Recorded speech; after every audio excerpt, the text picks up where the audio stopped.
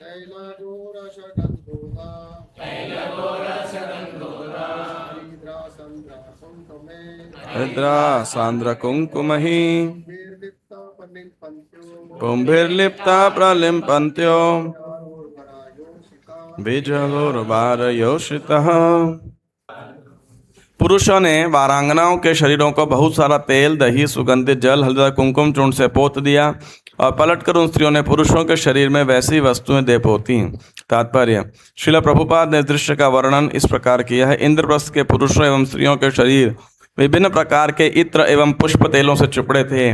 वे सभी सुंदर सुंदर रंगीन वस्त्र धारण किए थे और मालाओं, रत्नों तथा आभूषणों से अलंकृत थे। वे सभी उस समारोह का आनंद उठा रहे थे और एक दूसरे पर जल, तेल, दूध, मक्खन एवं दही जैसे तरल पदार्थों को फेंक रहे थे। कुछ लोगों ने तो इन पदार्थों को एक दूसरे के शरीर पर पोत डाला। इस प्रकार वे उत्सव का आनंद उठा रहे थे।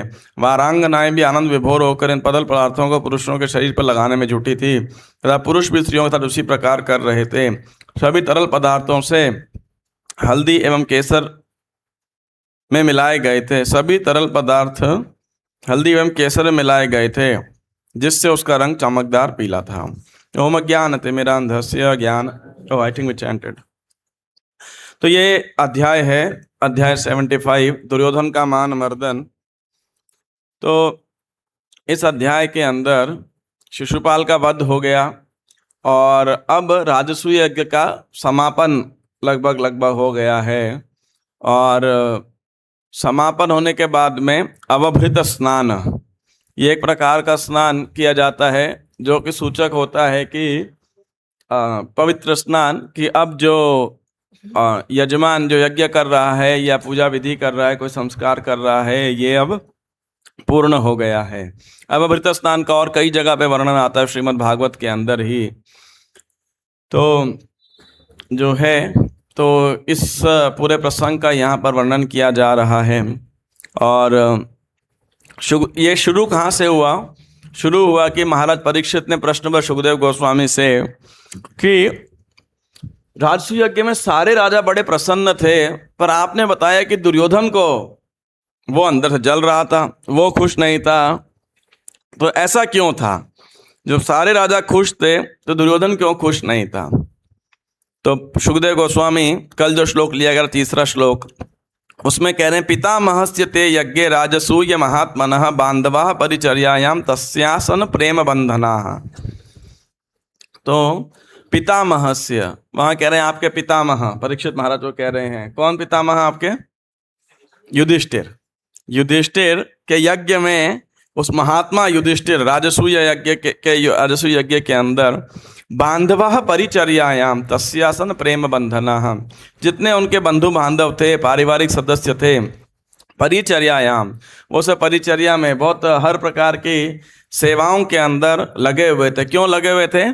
प्रेम बंधनाः, प्रेम के कारण, युधिष्ठिर महाराज से उनका प्रेम था, इसीलिए युधिष्ठिर को प्रसन्न करने की इच्छा से वे सब अपने अपने दायित्व को निभा रहे थे।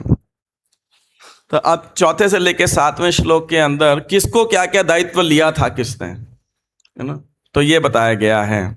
पहले तो 4 और 5 नंबर श्लोकों के अंदर जो इम्पोर्टेंट क्लोजेस्ट पर्सनालिटी युधिष्ठिर महाराज के, उनका क्या क्या दायित्व था वो बताया गया है। और दूसरे जो 2 श्लोक हैं उसके अंदर आप कह सकते हैं जो उतने क्लोज नहीं थे, जिनका संबंध, लेकिन संबंध था, पारिवारिक संबंध था या वैसे घनिष्ठता थी, तो सबने राजा को प्रसन्न करने के लिए जिम्मेदारी उठाई थी।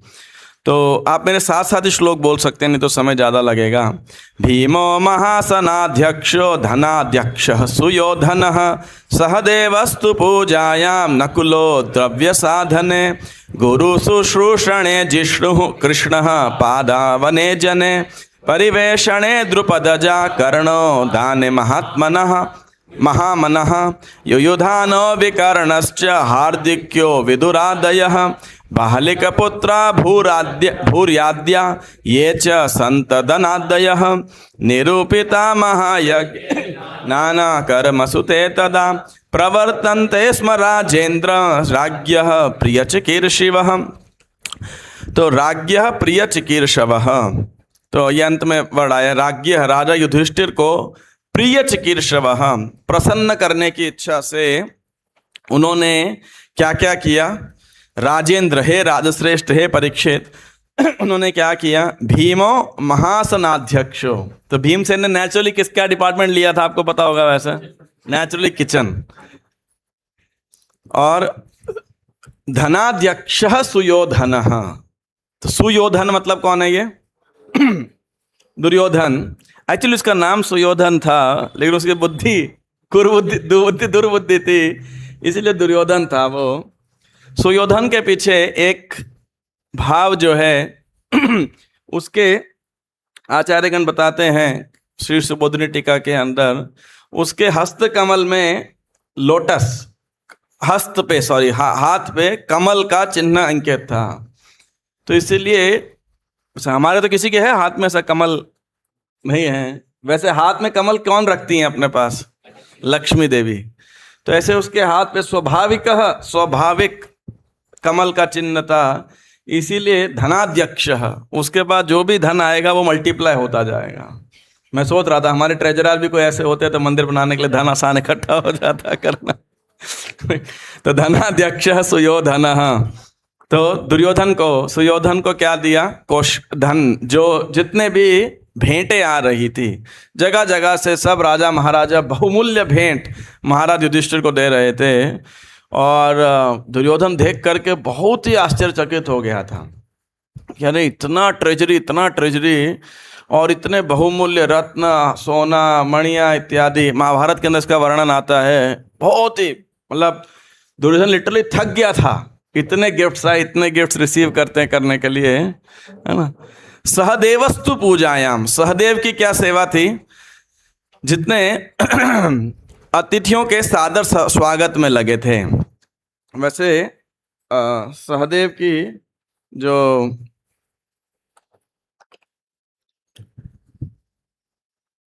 कि सब प्रकार की जितनी भी पूजाएं थी, ब्राह्मणों की, यज्ञ इत्यादि, क्योंकि सहदेव के बारे में बताया जाता है कि वह बहुत ही उसके अंदर ज्ञान था, हर प्रकार का विजडम। सहदेव, जैसे Arjun represent skill, Bhima is strength, Yudhishthir धर्म, तो उसे जो सहदेव हैं ये बहुत ही बुद्धिमान थे। और किसी भी सभा के अंदर आप देखेंगे, चाहे सबसे छोटे थे लेकिन लगभग सबसे पहले जो विचार विमर्श देने वाले होते थे तो ये सहदेव होते थे। सहदेव को सब प्रकार की पूजाओं का और विशेषकर ब्राह्मणों की और अन्यों की पूजा का इंचार्ज बनाया गया। नकुलो द्रव्य साधने, नकुल की क्या सेवा थी कि जितना भी मटेरियल इकट्ठा किया जा रहा है, परचेस कर रहे, जहाँ से भी इकट्ठा कर रहे, खासकर पूजा के अंदर कई प्रकार की सामग्रियाँ इस्तेमाल होती है, यज्ञ के अंदर होती है, वस्त्र है और अन्य अनेकों चीज़ें। आपसे राजस्व यज्ञ हो रहा है तो कितना कुछ करना पड़ता होगा। गृहस्थ भक्तों को अनुभव होगा जब घर में शादी होती है कि नहीं, तो क्या ही होता है। मंदिर के भक्तों को जो उत्सव ऑर्गेनाइज करते हैं उनको आइडिया होगा what all things we need to arrange.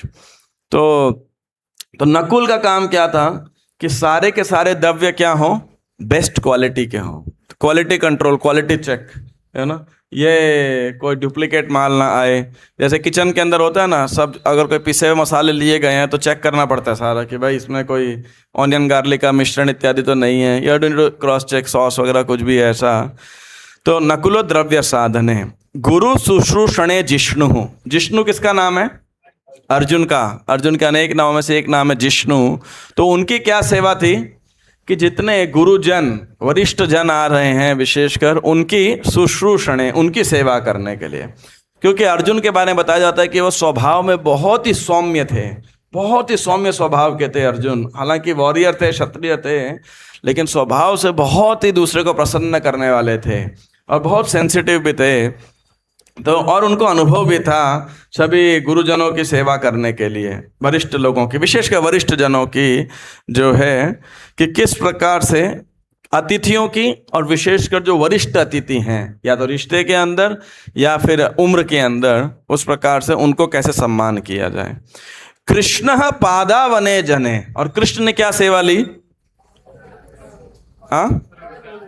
जितने गेस्ट आएंगे, ब्राह्मण आएंगे, उनका पाद प्रक्षालन करने के लिए, चरण धोने के लिए। तो लगभग सभी आचार्य, विश्वनाथ चक्रवर्ती ठाकुर और वल्लभाचार्य जी और इत्यादि सभी कहते हैं कि ये सेवा श्री कृष्ण ने क्यों ली, क्योंकि कृष्ण में रत्ती भर भी गर्व नहीं है ना, जरा भी अहंकार नहीं है, इसीलिए भगवान कृष्ण ने ये जो सेवा ली है ना।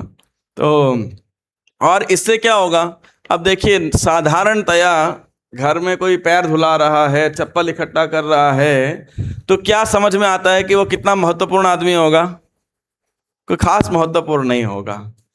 तो दुर्योधन को यही लगा रही ये क्या खास आदमी है ना। हालांकि बोला नहीं था, शिशुपाल ने बोला था इसकी काहे अग्र पूजा कर रहे हैं, है कि नहीं, लेकिन दुर्योधन को भी लगा कोई साधारण व्यक्ति है।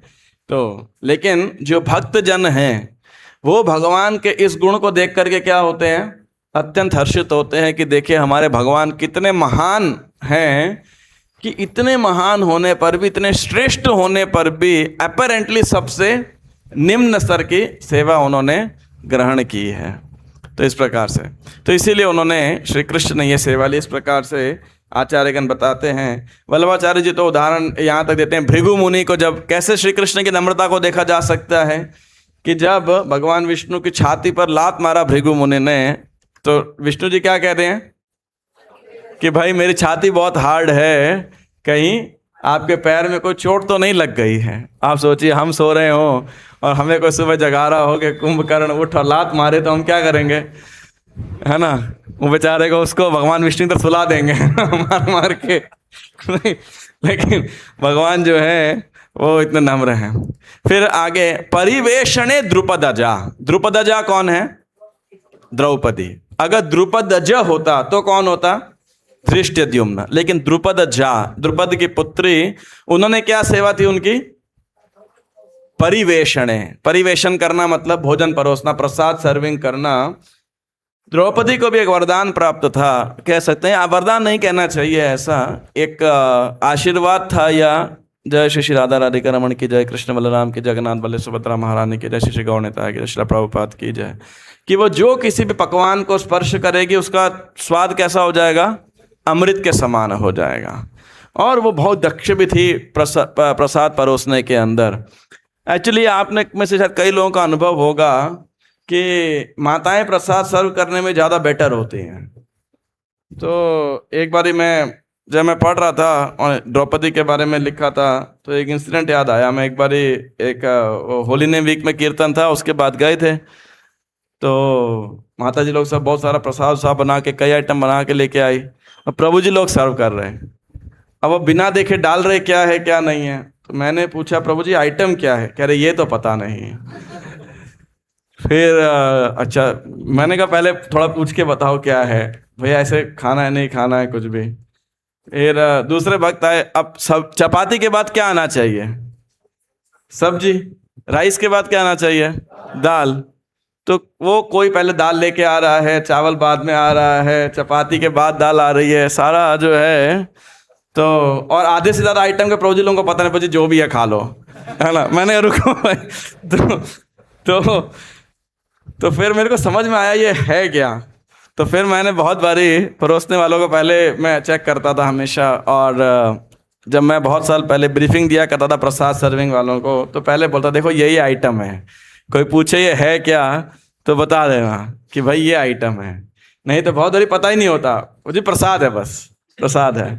तो ठीक है प्रसाद है भगवान का, लेकिन एपेटाइट को बढ़ाने के लिए या किसी व्यक्ति की पसंद है नापसंद है उसके मात्रा में लेने के लिए पता होना चाहिए कि आइटम है क्या, है ना। तो बड़ा इंपॉर्टेंट है। पीली वाली दाल है ऐसा लोग बोलते हैं, पीली दाल मूंग धुली भी होती है, अरहर भी होती है, चने की दाल भी पीली होती है ना, वो पीली दाल है। तो यानी हाँ, तो परिवेशणो द्रुपदजा। और कर्ण को किसका इंचार्ज बनाया था, दाने महामना, क्योंकि कर्ण तो प्रसिद्ध था, दानवीर कर्ण।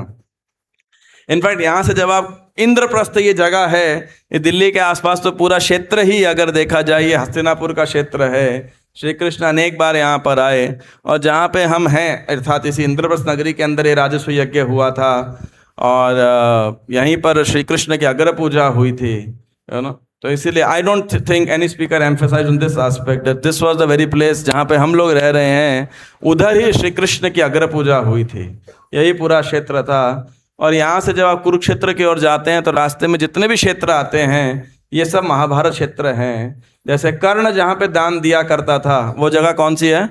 करनाल। वहाँ पे आप देखेंगे बड़ा बोर्ड रहता है कि उसके कर्ण के बारे में लिखा है वहाँ पर।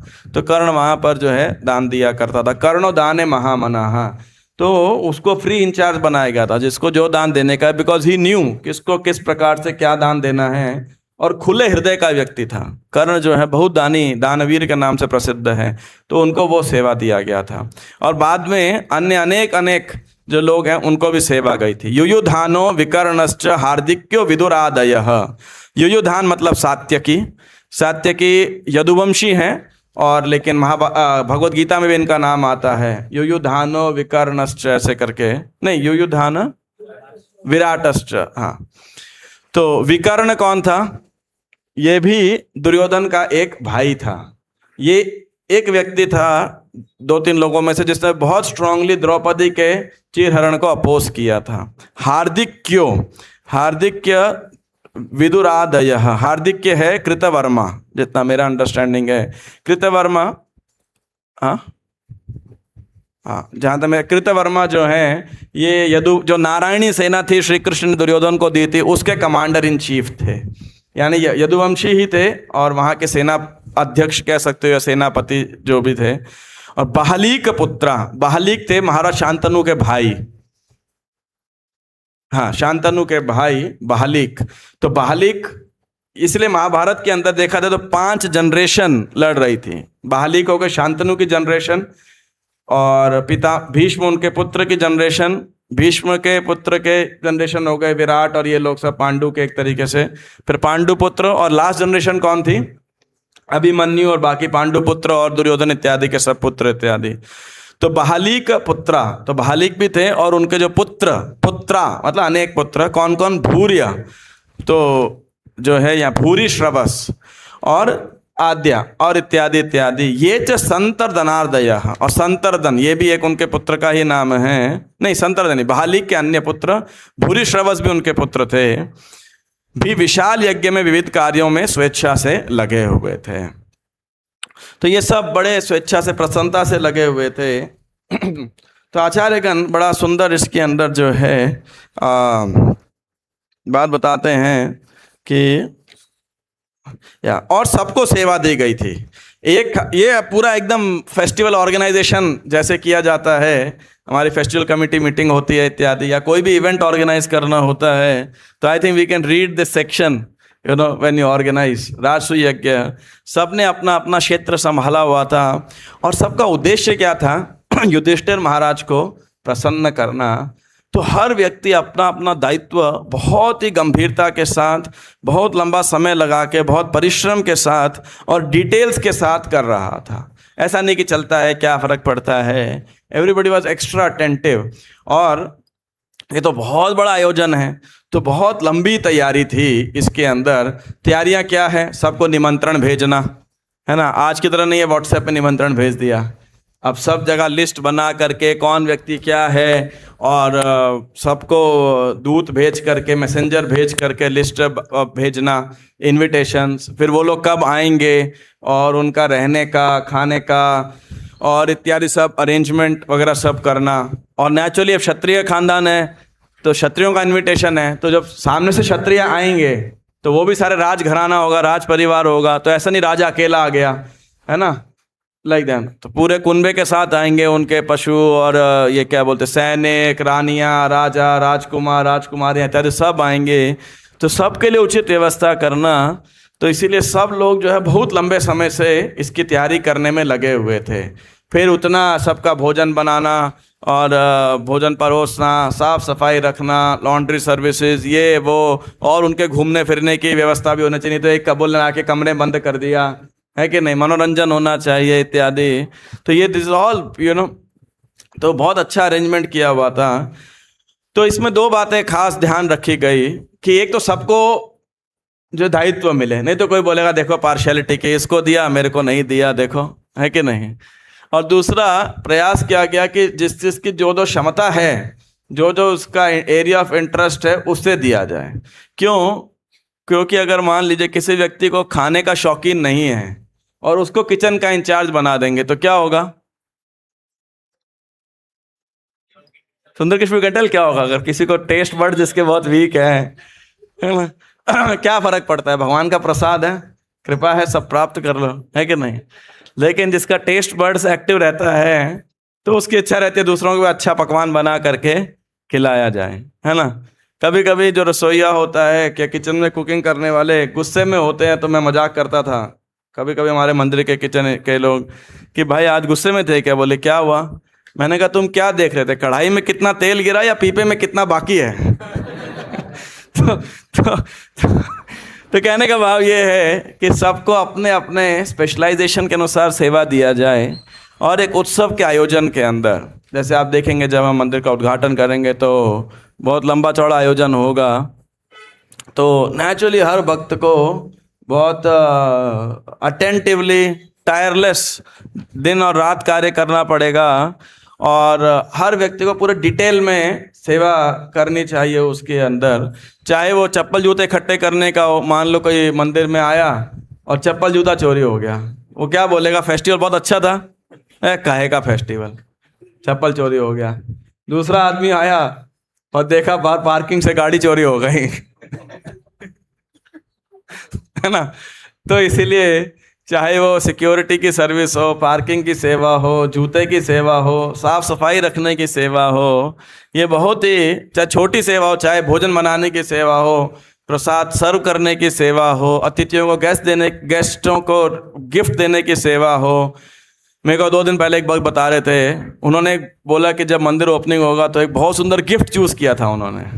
कह रहे मुझे बहुत यूनिक गिफ्ट होगा, अगर हम इसको अभी सैंपल बनवा रहा हूँ। मैंने कहा बनवाओ, इट वॉज क्वाइट कॉस्टली। मैंने कहा सैंपल बनवाओ, अगर वो हो गया तो बोला हम इसका सैंपल सब जितने भी गिफ्ट गेस्ट आएंगे उनको गिफ्ट देंगे। मैंने कहा वाह बहुत अच्छा है, you are meditating so early.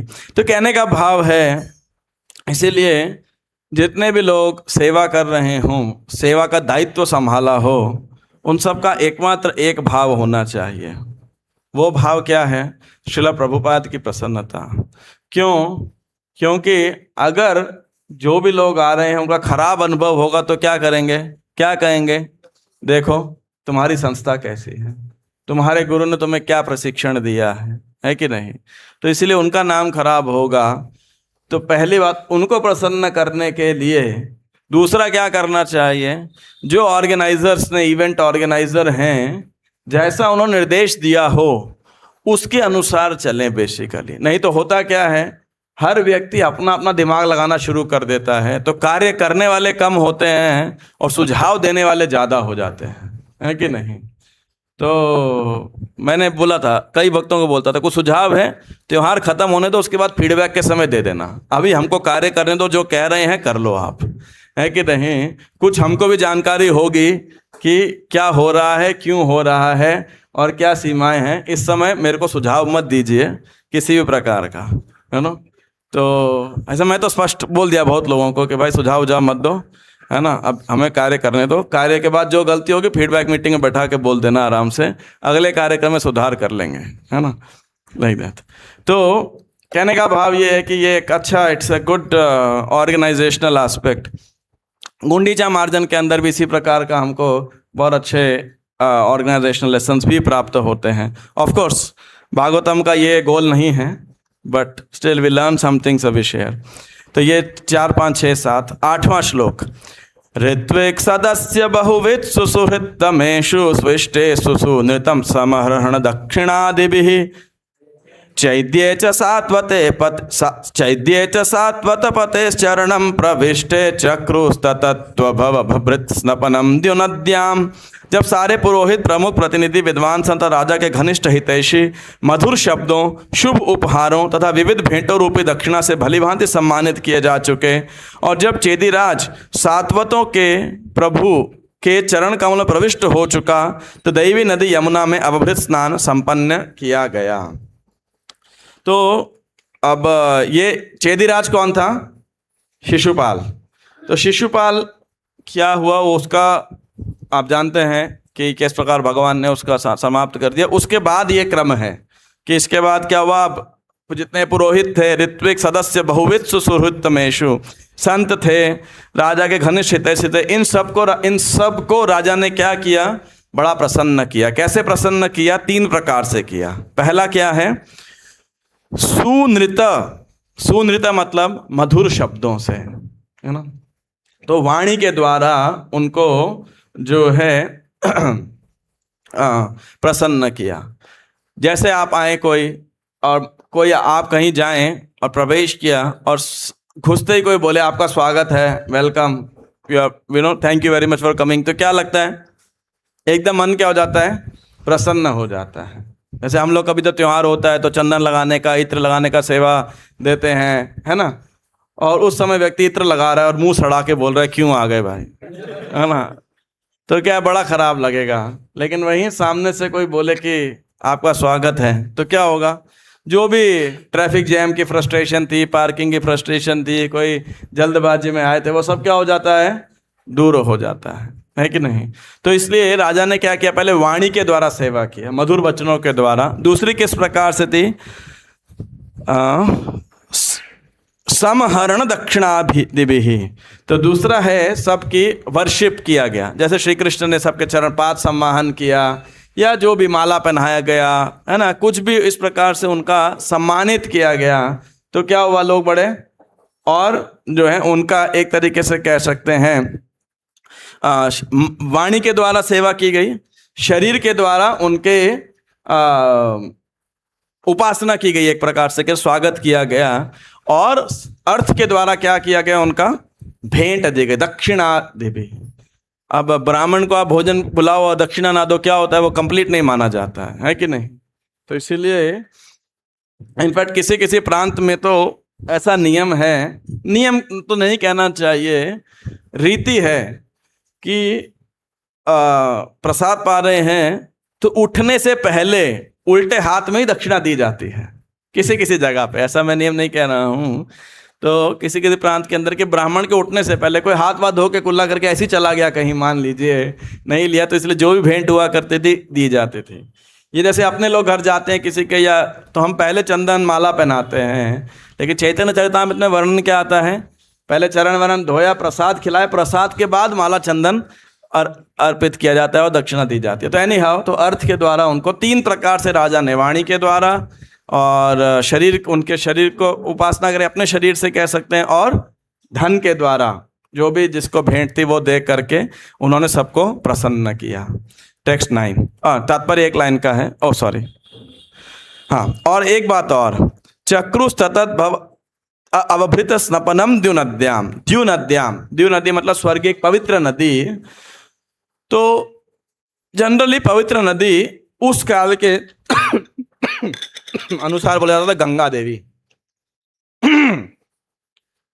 तो आचार्य ये भी कहते हैं गंगा में स्नान किया, और अधिकांश आचार्य क्या कहते हैं कि हस्तिनापुर के पास में, इंद्रप्रस्थ के पास में कौन सी नदी है, यमुना जी है, तो यमुना में स्नान किया। प्रभुपाद जी लिख रहे हैं या किधर तो भी कि उस समय यमुना को भी गंगा के नाम से जाना जाता था। जैसे एक समय था जब लगभग सभी नदी को सरस्वती के नाम से जाना जाता था। एक देयर वाज अ एज, कोई नदी होती थी बोला सरस्वती है। आज के ज़माने में ज़्यादातर कोई पवित्र नदी होगी तो क्या माना जाता है, गंगा है, गुप्त गंगा है, दक्षिण गंगा है, ये गंगा है, मानसी गंगा है ना। तो गंगा के नाम से आज के वर्तमान समय के अंदर, तो उसी प्रकार पांडव काल के अंदर भी लगभग पवित्र नदी को गंगा ही बोला जाता था, है ना। तो इस प्रकार से तो यमुना जी में, प्रभुपाद जी का लेकिन मत यही है कि यमुना के अंदर स्नान किया। तात्पर्य 1 लाइन का, प्रमुख अतिथियों को दिए गए उपहारों में बहुमूल्य आभूषण भी थे।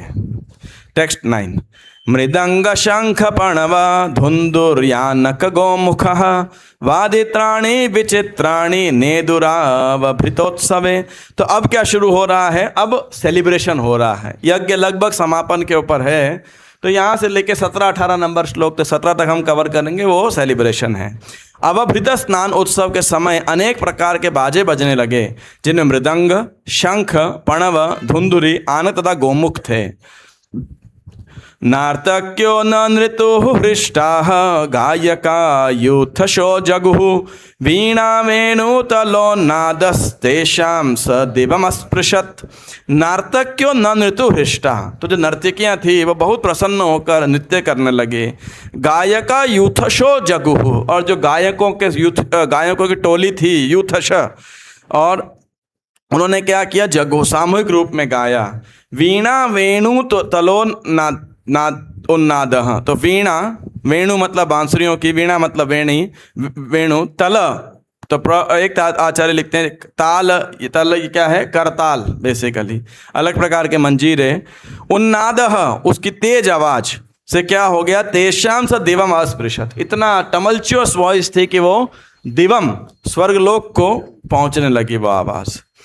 चित्रध्वज पताकाग्रैर्भेन्द्रस्यांदनार्भभिः स्वलंकृतैर्भटैर्भूपा निर्ययु रुक्ममालिनः।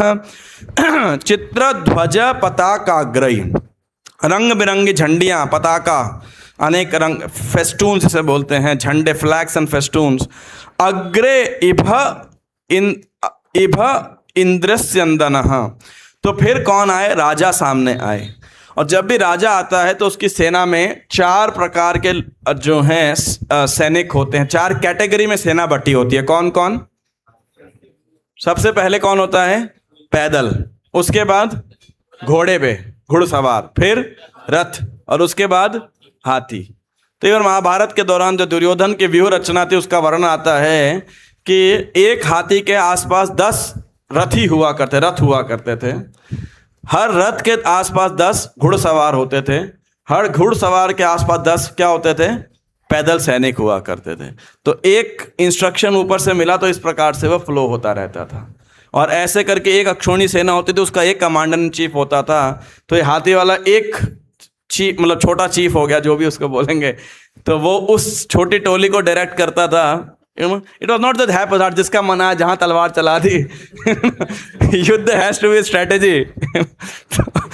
तो एनी हाउ, तो इसी प्रकार बताया गया है। ये 4 जो है, जब सोने और स्वलंकृतर भटेर भूपा, भूपा मतलब राजागण, स्वलंकृत अच्छे अच्छे राजसी वेशभूषा के साथ सोने के हार इत्यादि और बाजूबंद, कंगन और मुकुट इत्यादि सब पहन करके, बट निर्ययु रुक्ममालिनः, रुक्ममालिनः सोने के हार पहने हुए जो है वो आगे निकले। तब सोने के हार पहने हुए सारे राजा यमुना नदी की ओर चल पड़े। उनके साथ रंग बिरंगे झंडे तथा पताकाएं थी, और उनके साथ साथ पैदल सेना एवं शाही हाथियों, रथों तथा घोड़ों पर सवार सुसज्जित सिपाही थे। और इन पैदल सैनिकों के भी आगे कौन थे, जो झंडे लेकर चल रहे थे। वो सैनिक नहीं थे, वो मतलब युद्ध वाले सैनिक नहीं थे। जो सैनिक होंगे वो क्या लेके चलेंगे, तलवार है, भाला है और इत्यादि इत्यादि जो भी आयुध होते हैं। तो वो तो राजा सब ये सेना आगे चल रही थी। फिर महाराज युधिष्ठिर थे, और युधिष्ठिर के साथ साथ और उनके पीछे कौन चल रहे थे, तो ये वर्णन टेक्स्ट 12 के अंदर आया है। यदुसृंजय काम्बोज कुरु के कय कौशलः कंपयन्तो भुवं सैन्यैर्यजमान पुरःसरः। जुलूस में यजमान युधिष्ठिर महाराज के पीछे चल रहे यदु, सिंजयों, काम्बोजों, कुरुओं, कैकइयों तथा कौशल वासियों की सामूहिक सेनाओं ने धरती को हिला दिया। तो ये सब इतने सारे राजा महाराजा लोग, इतने प्रसिद्ध वंश के लोग यहाँ पर आए थे। तो जब वो चल रहे थे तो ऐसा क्या हो गया, मान लो धरती पे कोई भूकंप आ रहा हो। कंपयन्तो भुवं सैन्य, ये सेना इस प्रकार चल रही थी जैसे भूकंप आ रहा है। टेक्स्ट 13। और साथ साथ कौन चल रहे थे, ब्राह्मण लोग चल रहे थे। 3 प्रकार के ब्राह्मण थे, और ये ब्राह्मण क्या कर रहे थे, तो ये साथ में धरती पर चल रहे थे। और आकाश से देवताओं, उनकी क्या प्रतिक्रिया थी, ये 13वें श्लोक में बताया गया है। सदस्य ऋत्विग सदस्य ऋत्विग्द्विज श्रेष्ठा ब्रह्म घोषेण भूयसा देवर्षि पितृगंधर्वा स्तुष्टुवुः पुष्पवर्षिणः। सभासदों, पुरोहितों तथा अन्य उत्तम ब्राह्मणों ने, तो जो राजा के ऑफिशियल प्रीस्ट थे, उनकी अपनी सभा के जो अन्य पुरोहित यज्ञ इत्यादि करने के लिए आए गए थे, और अन्य उत्तम ब्राह्मण जो उनको असिस्ट करने के लिए थे, 3 प्रकार के लोगों ने क्या किया, ब्रह्म घोषेण भूयसा, क्या किया, वैदिक मंत्रोच्चारण किया, बहुत जोर जोर से किया, इतना जोर से किया कि वाद्य यंत्रों की आवाज कम हो गई। जैसे अपने लोग कीर्तन करते हैं ना कभी कभी, तो क्या होता है, कीर्तन की आवाज तो पता नहीं लगती है, सिंगर क्या गा रहा है, और जो पीछे गाने वाले लोग होते हैं वो भी पता नहीं, लेकिन होता क्या है, खाली वो जो मृदंग करताल इत्यादि बजा रहे होते हैं वो इतना तेज होता है कि सारे कीर्तन के आवाज को ढक लेता है। कभी कभी ऐसा हो जाता है ना। तो मधुर मृदंग बाजे परम रसाल, मधुर मधुर मधुर बाजे, नॉट लाउडर लाउडर लाउडर बाजे, नहीं ना। तो हमारे क्या बोलते हैं विदेशी भक्त लोग जब आते हैं, बोले इंडिया में कीर्तन का मतलब क्या है, केवल शोर, है ना, क्योंकि इतना तेज लाउड स्पीकर रखते हैं। तो एनी हाउ, तो लेकिन यहाँ पे वैदिक मंत्रोच्चारण जो थे उनकी ध्वनियाँ इतनी ऊंची थी, ऐसा बताया गया है। और देवताओं, देवी ऋषियों, पितरों तथा गंधर्वों ने यशोगान किया और पुष्प वर्षा की। तो आसमान से उन्होंने पुष्पों की वर्षा की।